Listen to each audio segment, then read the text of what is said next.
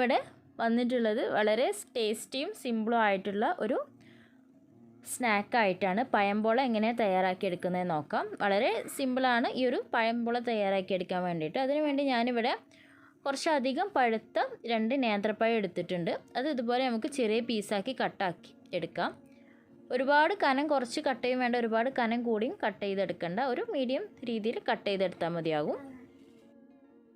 അപ്പോൾ പഴം ഇവിടെ ഒരു മീഡിയം സൈസിൽ കട്ട് ചെയ്തെടുത്തിട്ടുണ്ട്.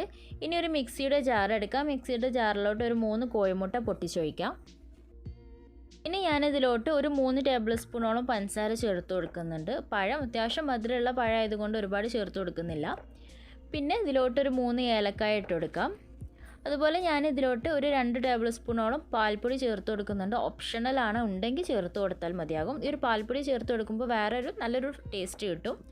അതുപോലെ 1/4 കപ്പിനോടടുത്ത് പാൽ ഒഴിച്ചു കൊടുക്കാം. ഒരുപാട് പാൽ വേണ്ട, അപ്പോൾ നമ്മുടെ ബാറ്റർ വല്ലാതെ ലൂസായി പോവും.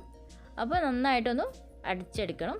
അപ്പോൾ ഞാനിവിടെ ഒരു പാൻ വെച്ചിട്ടുണ്ട്. അത് ചൂടായി വരുമ്പോൾ അതിലോട്ട് ഒരു 2 ടേബിൾ സ്പൂണോളം നെയ്യ് ഒഴിച്ചു കൊടുക്കാം. നെയ്യ് നന്നായിട്ട് ചൂടായി വരുമ്പോൾ നമുക്ക് ഇതിലോട്ടുള്ള കാഷ്യൂസും അതുപോലെ റേസിൻസും ഒന്ന് റോസ്റ്റ് ചെയ്തെടുക്കണം. കാഷ്യൂസും അതുപോലെ റേസിൻസും ഒന്ന് റോസ്റ്റായി വന്ന പാടെ തന്നെ ഞാനിതിലോട്ട് നമ്മൾ നേരത്തെ അരിഞ്ഞ് വെച്ചിട്ടുള്ള പഴം ചേർത്ത് കൊടുക്കുന്നുണ്ട്. പഴം ഒരുപാട് അങ്ങോട്ട് വഴറ്റിയെടുക്കേണ്ട, ആ ഒരു പച്ചച്ചുവ ഒന്ന് മാറി കിട്ടിയാൽ മാത്രം മതിയാകും. നന്നായിട്ട് മിക്സ് ആക്കി എടുത്തതിന് ശേഷം ഒരു 2 മിനിറ്റോളം വെച്ചാൽ മതിയാകും. നന്നായിട്ടൊന്ന് പച്ചമണം പോകുന്നവരെ ഒന്ന് വഴറ്റിയെടുക്കാം. അപ്പോൾ ഞാനിവിടെ പഴം ഒന്ന് പച്ചമണം പോകുന്നവരെ ഒന്നിങ്ങോട്ട് വാട്ടിയെടുത്തിട്ടുണ്ട്. ഇനി ഞാനിതിനെ ഒരു ബൗളിലോട്ട് മാറ്റാൻ വേണ്ടി പോവുകയാണ്. ആ ഒരു മിക്സർ ഞാൻ ഇതുപോലെ ഒരു ബൗളിലോട്ട് മാറ്റി വെച്ചിട്ടുണ്ട്. മാറ്റി വെച്ചതിന് ശേഷം നമ്മൾ നേരത്തെ അടിച്ചു വെച്ചിട്ടുണ്ടായിരുന്ന ആ ഒരു മുട്ടയുടെ കൂട്ട് ഇതിലോട്ട് ഒഴിച്ചു കൊടുക്കാം. ഇതിലോട്ട് ഒഴിച്ച് കൊടുത്തതിന് ശേഷം നന്നായിട്ട് ഒന്ന് മിക്സ് ചെയ്തെടുക്കണം. മിക്സ് ചെയ്തെടുത്തതിന് ശേഷം നമ്മൾ ഏത് പാനിലാണോ ഈ ഒരു പോള തയ്യാറാക്കി എടുക്കുന്നത് ആ പാൻ ആദ്യം ഒന്ന് ബട്ടറോ അല്ലെങ്കിൽ നെയ്യോ വെച്ചിട്ട് ഒന്ന് സെറ്റാക്കി എടുക്കുക. ശേഷം നമ്മുടെ ഈ ഒരു മുട്ടയുടെ പഴത്തിൻ്റെയും കൂട്ട് അതിലോട്ട് വെച്ച് കൊടുക്കുക. ഇനി ഇതിനെ താഴെ ഒരു തട്ട് വെച്ചിട്ട് ഏകദേശം ഒരു 15 മിനിറ്റോളം ലോ ഫ്ലെയിമിൽ വെച്ച് ഒന്ന് കുക്ക് ചെയ്തെടുക്കണം.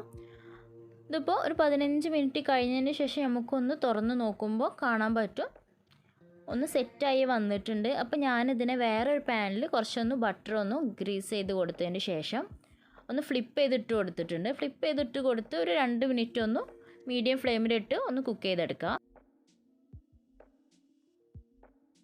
അപ്പോൾ നമ്മുടെ പഴംപോള ഇവിടെ റെഡിയായി വന്നിട്ടുണ്ട്. ഇത്രയേ ഉള്ളൂ. വളരെ കുറഞ്ഞ ഇൻഗ്രീഡിയൻസ് കൊണ്ട് പെട്ടെന്ന് തന്നെ തയ്യാറാക്കി എടുക്കാൻ വേണ്ടി പറ്റും.